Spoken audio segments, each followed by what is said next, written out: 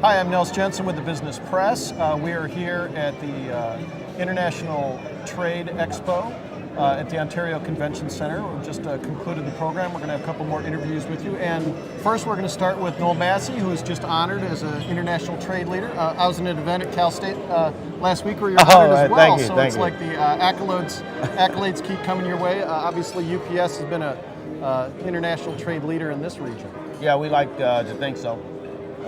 We really put a lot of focus and emphasis on global trade. It's what we do.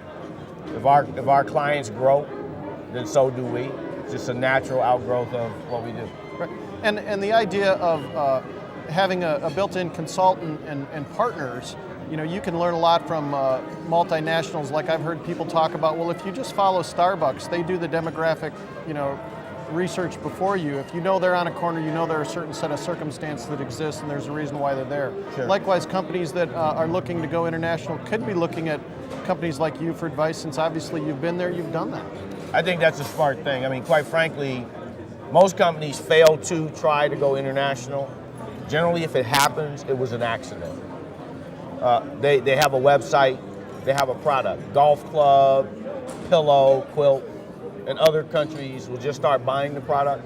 But then they'll get to a point where now it just makes more sense to distribute from wherever their largest lane is. Right. Australia, New Zealand, Netherlands, and that's where we become very important to them. Right. Mike Cachet of Jensen USA, which sells bicycle parts, was talking about just even learning the importance of when do you lock in your exchange rate, for instance. You know, are you doing it when somebody orders a part? Are you doing it when you fulfill it? Are you doing when the part arrives? Because, you know, the exchange rate fluctuates so much that could just take your margin. You know, you could lose that in the fluctuations of an overnight market change. Sure. Right. So, how does UPS? You know, you talk a lot about customer relationships and working with them. You present people with a whole program when they're looking at international, or you direct them to other partners. How does that work? We have a myriad of ways we do that. Number one, we have a financial arm, UPS Capital. So we're a bank. Most people don't realize that UPS has the same power as a bank, although it's not a bank we allow the public to lend from or participate in. It's for our customers. Right. And when you talk about exchange rates, margins, we'll sit down with clients and we'll look at their price points for them. We'll look at their yield expectations. And we will absolutely talk about how country exchange rates can influence that. However, once you make the decision to move your product into another country and you start to have a client stream, that works itself out pretty quickly. Right. I think where we really stick out as an advantage for our clients, at least today, is in our technology. We developed a paperless invoice.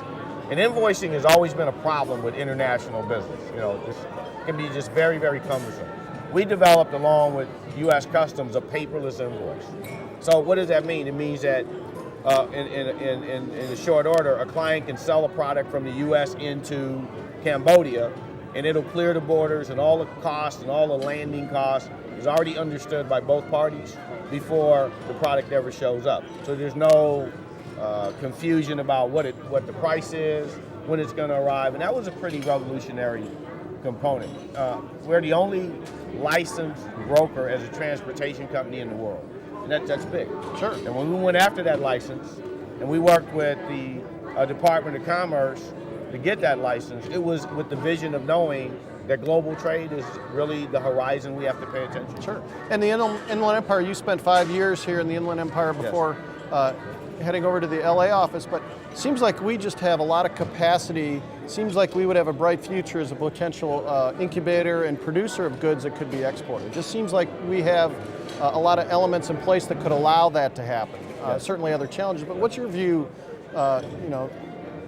what's your view of the future of the Inland Empire in that regard? The Inland Empire is, I'm not embellishing this even remotely.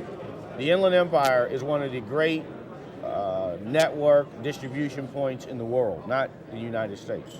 And the people who really understand economies really get that. I mean, the large companies get that. And as a matter of fact, they're not looking to publicize it a whole lot, so the Inland Empire entities need to. Staples, Apple, Costco, Walmart, Grainger, they get that the port The rail and the road convergence here in air is unlike anything in the United States. And we've used it a lot to consume, but we can use it to produce and distribute. Absolutely. Right. You get the same in reverse. Good observation on Right. your part. So if you're a company looking to export and you're looking to make a play into other markets, be it Australia, be it South Pac or Asia, be it Europe, this is a great place to be for that. And it's going to also be, and mainly because it'll control your expenses. You know, the cost to move product here into those areas is going to be much less than if you were trying to do it from Florida or Chicago. Right. Excellent. We've been visiting with Noel Massey of UPS, who is honored today at the International Trade Expo. Thank you very much, Noel, and we'll be back with another interview in just a minute.